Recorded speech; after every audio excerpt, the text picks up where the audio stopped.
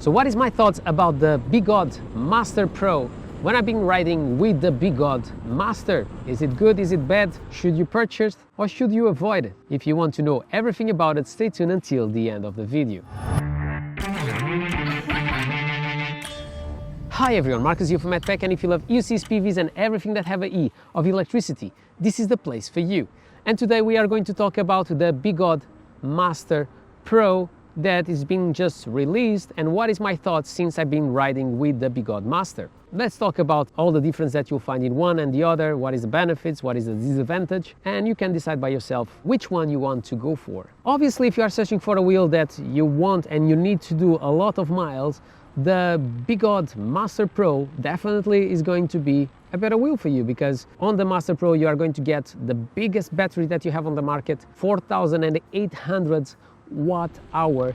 I have to say to you guys that the maximum day or the maximum amount of miles that I've done in one day was with the veteran Sherman with 3,200. I finished the day and I didn't have to recharge. Even that after you have multiple wheels with 3,600 like the Commander, and now 4,800. It's crazy. I know someone that will really enjoy 4,800 watts. My good friend John, that is in Portugal now, that allowed me to ride his Monster Pro, and now he rides with the EX20. That's a very specific customer, and I don't see a lot of people really taking profit of 4,800 watts. Obviously you can think I really need, but maybe it's a bit too much. Maybe I'm wrong. Maybe you really need to go from one city to another constantly. So when we talk about batteries and the voltage that you'll find on the Master and the Master Pro will be exactly the same. So here there is no difference, 134 volts. Something that I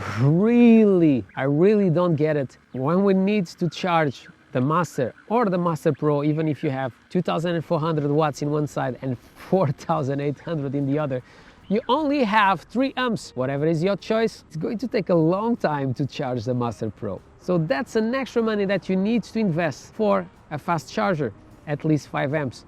It will make a massive difference. Something, if you follow this channel for ages, and this is really important for me because the days here in the UK, they are very short, is the front light. So on the Master you have 7,000 looms, and on the Master Pro you have 10,000 looms. So you should be better on that wheel if you have to ride quite often during the night than with the Master. It's not bad with the Master, you can see in front and also a little bit on the sides, but it's not the best front light in the market. I have to say, because the design is exactly the same, I'm not sure that is the best front light on the market with the Monster Pro. Definitely is going to be better than this one. When we talk about the rim, we need to talk about two things: stability and agility. I found already that the Begode Master is really stable with a rim of 14-inch, and I have already said that you need to change this tire to be more nimble, otherwise it's not the best wheel for obviously the city. If you need to go off-road, obviously this tire is going to give you more control of what you are doing. 17,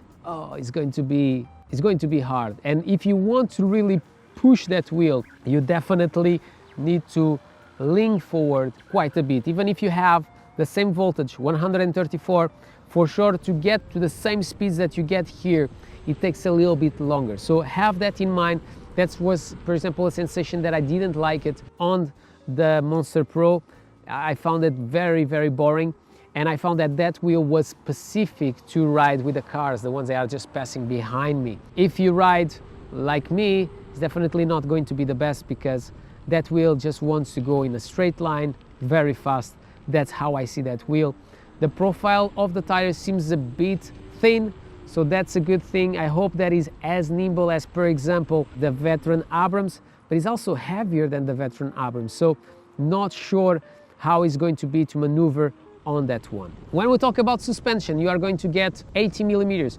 I'm a big fan of small travel, because that wheel is basically a wheel to ride in a city. But I hope that is better than the suspension that you get on the Master. The suspension on the Master is pure garbage. It's simply horrible. And if it's exactly the same that you'll find on the Begode Master Pro, you'll hate it. It's really bad. I really didn't like it. This suspension is inferior than the suspension on the Begode Hero, like I've said on the full review of the Begode Master. Tire size, like I said, 20-inch on the Master and 22-inch on the Begode Master Pro. Obviously, if you are searching for a wheel that is super stable, when bigger is the tire, more stable it is, and also normally it takes more the irregularities of the floor. So imagine that combined with suspension. So it should be very, very comfortable on the roads, even if you feel a lot of irregularities on the floor. It's not the wheel for me, because also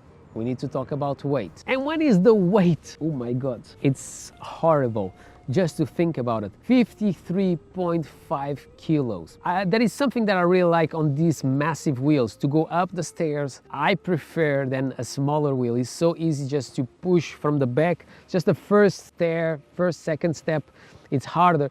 But because they are so big, they are so stable, they are so heavy, so easy just to push from the back, and they will do the rest of the stairs for you. And obviously, if you have a bigger tire, it's even easier to go up the stairs. 53.5 kilos. My God, I already found the Veteran Abrams really heavy for my weight that is normally between 70 to 75 kilos. 53 is too much, and here is 36 kilos. So this is basically my limits. I normally say that the wheel should never be above 45% of your weight, because you need to put more of your effort to accelerate and to brake. If it's so heavy, you need to grab on the front and just pull all your weight on the back, and even doing like if you were like a cowboy or something, just to increase the weight on the back.